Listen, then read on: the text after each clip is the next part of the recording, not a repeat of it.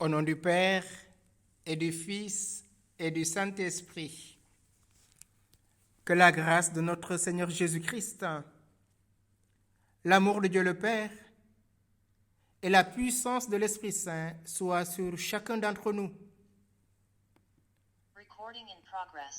Pour que cette prière puisse plaire à Dieu notre Père.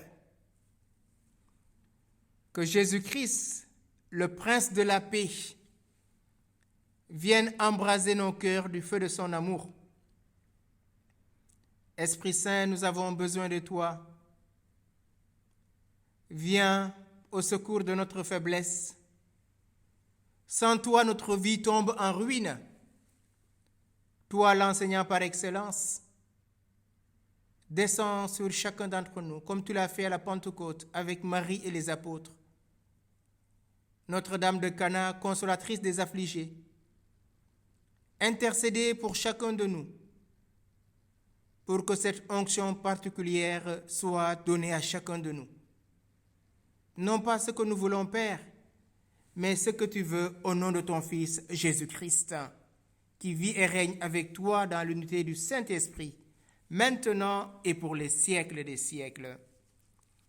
Bien-aimés dans le Christ, que la paix et la joie de notre Seigneur descendent dans vos âmes et nous disposent maintenant à vivre ce temps de partage. La dernière fois, nous avions vu cette alliance que Dieu avait conclue avec Abraham. À 75 ans, Dieu lui dit « Quitte ton pays, ta parenté et la maison de ton père, vers le pays que je te montrerai. Je ferai de toi une grande nation. Toutes les familles de la terre se béniront par ton nom. » Bien sûr, Abraham obéit, mais le cœur lourd, car il n'a pas de descendants. Mais Dieu lui promet que sa femme Sarai va lui donner un enfant, car Dieu est riche en miséricorde et sa parole porte toujours du fruit. Aujourd'hui, nous allons voir la circoncision de la chair à la circoncision du cœur. Dans le livre du Deutéronome, au chapitre 9, verset 23, Dieu parle par Moïse et il lui dit « Lorsque l'Éternel vous enverra à Kadesh Barnéa en disant « Montez, prenez possession du pays que je vous donne. Vous fûtes rebelles à l'ordre de l'Éternel votre Dieu. Vous n'eûtes point foi en lui, et vous n'obéissez point à sa voix. » Le peuple est en esclavage en Égypte, et le peuple crie vers Dieu. Et Dieu exauce leur prière en envoyant Moïse les délivrer de la main de Pharaon. Et voilà, dans des multiples péripéties, 40 ans au désert, Dieu promet à son peuple de lui donner la terre promise, la terre où coule le lait et le miel. Mais ce peuple a la nuque raide et le cœur dur. Pourquoi le peuple n'a pas obéi à Dieu qui est toujours fidèle en sa parole? Tout simplement parce que le peuple a eu peur. Après l'expédition des espions qui reviennent, parce que on a envoyé des espions pour aller explorer la terre que Dieu avait donnée à son peuple. Nous sommes au livre des Nombres, au chapitre 13, du verset 32, verset 33. Qu'est-ce qui s'est passé du retour de cette expédition des espions?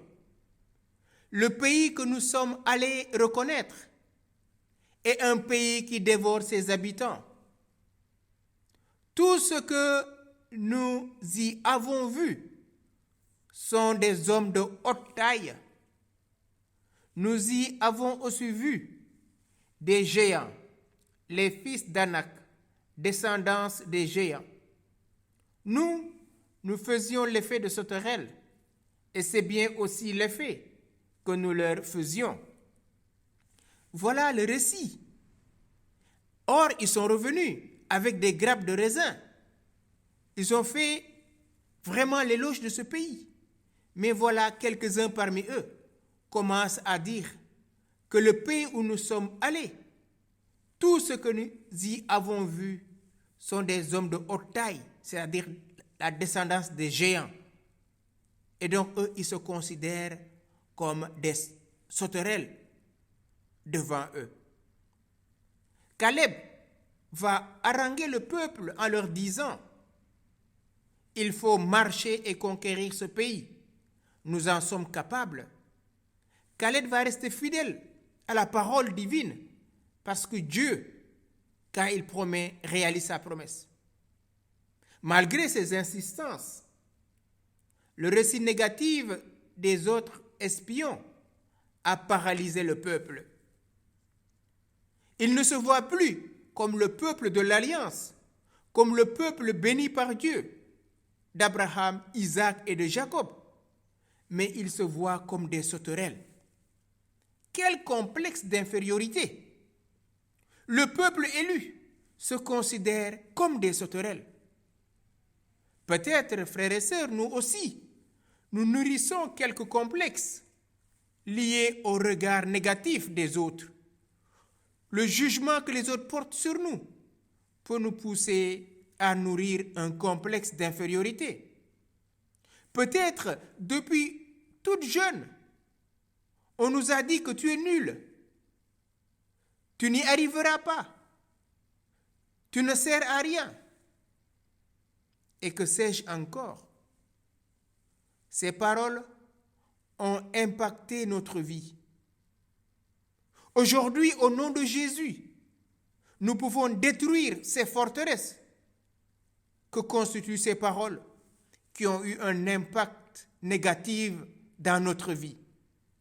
Maintenant, frères et sœurs, avant de continuer, prenons un temps et osons prier pour que toutes ces paroles négatives qui ont impacté notre vie, qui nous ont poussés à nourrir un complexe, que cela soit aujourd'hui brisé dans le nom de Jésus.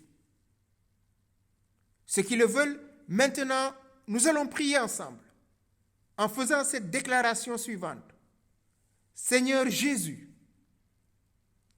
toi de condition divine, tu t'es abaissé pour m'élever. Tu me destines à la gloire. Mais tu vois combien je nourris des complexes et des mensonges suite au regard négatif et dévalorisant qui ont impacté ma vie et enterré les talents que tu as mis en moi. Aujourd'hui, par la puissance de ton précieux sang, je viens briser dans ma vie tout complexe d'infériorité, de dévalorisation de moi-même et de manque de confiance. Aujourd'hui, je jouis ici et maintenant de la liberté des enfants de Dieu. Ma vie est désormais cachée en toi. Tu es mon berger et je ne crains plus rien, car ta houlette et ton bâton me rassurent tous les jours de ma vie. Amen. Vous voyez, frères et sœurs, comment très vite une mauvaise parole peut impacter une personne, un groupe d'individus, voire un peuple. La suite du chapitre 13 du livre des Nombres nous dit ceci. Mais les hommes qui avaient accompagné Caleb répondirent: nous ne pouvons pas marcher contre ce peuple, car il est plus fort que nous. Plus d'expérience, plus de courage pour affronter ce pays qui dévore ses habitants. Ils ont oublié que Dieu les a fait sortir d'Égypte à main forte et à bras étendus. Ils ont oublié que Dieu est avec eux. Le jour avec la colonne de nuit et la nuit avec la colonne de feu. Ils disent, nous ne pouvons pas marcher contre ce peuple qui dévore ses habitants. Ils ont oublié qu'ils ne sont pas n'importe quel peuple. Ils sont le peuple élu. Mais par le complexe, par la peur, ils ne veulent plus aller prendre possession de la promesse divine. Et qu'est-ce qui se passe? Nous sommes au chapitre 14 du livre des Nombres. Devant cette description négative, le peuple a eu peur et nourrit un complexe. Nous sommes comme des sauterelles à leurs yeux. Alors, toute la communauté éleva la voix. Ils poussèrent des cris. Et cette nuit-là, le peuple pleura. Tous les Israélites murmurèrent contre Moïse et Aaron. Et la communauté tout entière leur dit, que ne sommes-nous pas morts au pays d'Égypte? Que ne sommes-nous pas morts, du moins en ce désert?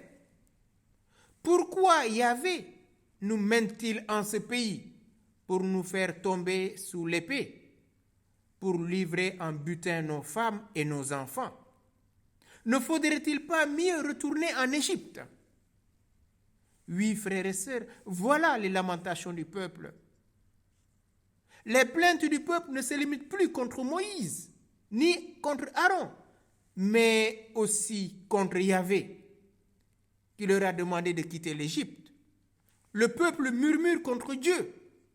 Pourquoi Dieu nous a-t-il fait sortir de l'Égypte? Pourquoi nous a-t-il fait sortir d'Égypte? Qu'avons-nous fait pour mériter ce que nous vivons maintenant? Mieux vaut mourir dans ce désert, autrement dit, que de tomber dans les mains de l'ennemi. Pourquoi Yahvé nous mène-t-il en ce pays? Pour nous faire tomber de l'épée? Ils ont peur, frères et sœurs. Le peuple n'est plus en confiance à l'égard de l'Éternel.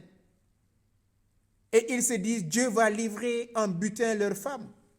Combien ces hommes sont attachés à leurs femmes et à leurs enfants, au point d'oublier les merveilles de Dieu, qui a entendu leurs cris en Égypte pour les faire sortir de l'esclavage. Et eux-mêmes disent, ne faudrait-il pas mieux retourner en Égypte? Dès que ça va mal, frères et sœurs, nous voulons retourner en Égypte. Or, l'Égypte, c'est la terre d'esclavage. C'est la terre où nous sommes réduits à rien. C'est la terre où nous n'avons pas d'identité.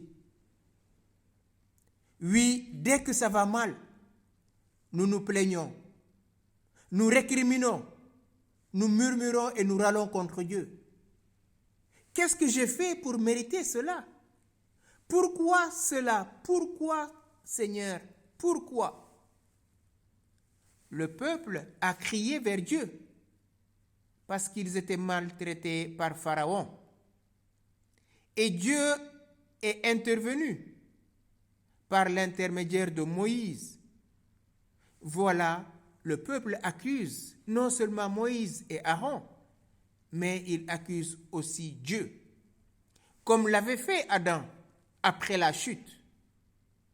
Dieu dit à Adam, « Adam, où es-tu? J'ai entendu tes pas et je me suis caché. » Et Dieu lui dit, « Aurais-tu mangé du fruit de l'arbre interdit? » Et Adam répond, « C'est la femme que tu m'as donnée, qui m'a donné du fruit de l'arbre et j'ai mangé. » Et la femme, à son tour, va répondre, « C'est le serpent qui m'a séduit. » Oui, frères et sœurs, comme Adam, nous accusons Dieu la plupart du temps de nos malheurs. Pourquoi Dieu a-t-il permis cela? Si nous n'accusons pas Dieu, nous accusons les autres d'être à l'origine de notre malheur. Souvent, nous avons du mal à accepter nos fautes, à assumer nos responsabilités. C'est la faute des autres, c'est la faute du tout autre. Et pourtant, Dieu avait dit, allez-y, c'est un pays que je vous donne. Mais la peur de ces géants, la peur ultime de la mort, avait gagné le cœur et ils préférèrent retourner en Égypte. Ils préférèrent être esclaves. Ils préférèrent mourir au désert. Pourquoi? Tout simplement, ils avaient quelques consolations. Les marmites remplies de viande, l'ail, les oignons, les concombres, les melons, etc. Frères et sœurs, regardons. Où est-ce que nous en sommes aujourd'hui dans notre relation avec le Christ? Il nous a promis la vie en surabondance. Je suis venu pour que mes brebis aient la vie, et la vie en surabondance. Peut-être mon frère, ma sœur, tu as des ambitions, tu as des projets louables, et les autres te disent, tu es trop prétentieux, tu es trop orgueilleux. Laisse tomber tes ambitions. Tu veux voyager, on commence à te dire, oh, c'est tellement difficile d'avoir le visa. Et tu laisses tomber, tu te décourages. Tu veux te marier et on te dit, mais quel homme ou quelle femme va t'épouser? Et tu crois que tu n'es pas fait pour le mariage. Tu déposes un travail et on regarde ton CV. Tu commences à te décourager alors qu'on ne t'a même pas encore donné de résultats. Tu prépares un examen et tu dis, je ne vais pas réussir. Combien, frères et sœurs, de fausses croyances entretenons-nous au détriment des promesses divines? Dieu est-il un homme pour mentir? Le livre des Nombres, au chapitre 23, du verset 19 au verset 20. Dieu n'est point un homme pour mentir, ni un fils d'un homme pour se repentir. Ce qu'il a dit, ne le ferait-il pas? Ce qu'il a déclaré, ne l'exécutera-t-il pas? Pourtant, Dieu a dit au peuple d'Israël, je vous donne le pays. Et la réponse du peuple, c'est non. Nous aussi, nous fermons souvent notre cœur aux bénédictions divines par la peur, par les fausses croyances. Le peuple a oublié, il n'a pas fait mémoire de la traversée de la mer Rouge. Il s'est juste contenté de voir que dans ce pays, il y a des géants. Et face à ces géants, ils ne sont que des sauterelles. Autrement dit, ils seront réduits en poussière. Et nous, quand les autres nous disent, tu n'y arriveras pas, oh, tu es trop prétentieux, oh, tu es ceci, tu es comme ça, et on se laisse abattre, et on oublie qu'on est béni au nom de Jésus-Christ. Est-ce que vous êtes prêts maintenant, frères et sœurs, à briser toutes ces peurs et ces fausses croyances? Êtes-vous prêts à déclarer la toute-puissance divine de Dieu qui opère en vous maintenant? Si tel est le cas, comme des soldats du Christ, je proclame, Père éternel, au nom de ton Fils Jésus-Christ, et par la puissance du Saint-Esprit, je te demande pardon pour mon manque de foi à la toute-puissance de ta parole. La peur et les fausses croyances m'ont dominé et j'ai perdu confiance en moi et en toi. Aujourd'hui, par la puissance du précieux sang de Jésus-Christ, je détruis dans ma vie tous les blocages liés à mon manque de foi qui ont retardé la réalisation de tes promesses dans ma vie. Je déclare que Jésus-Christ est venu pour que j'aie la vie et la vie en surabondance. Je m'ouvre à la volonté divine et j'attire à moi toutes les bénédictions et la réalisation des promesses divines. Maintenant, j'appelle de l'Orient et de l'Occident, du Nord et du Midi, toutes les grâces et bénédictions retardées par mon incrédulité, par ces peurs et ces fausses croyances, par ces mensonges que j'ai entretenus.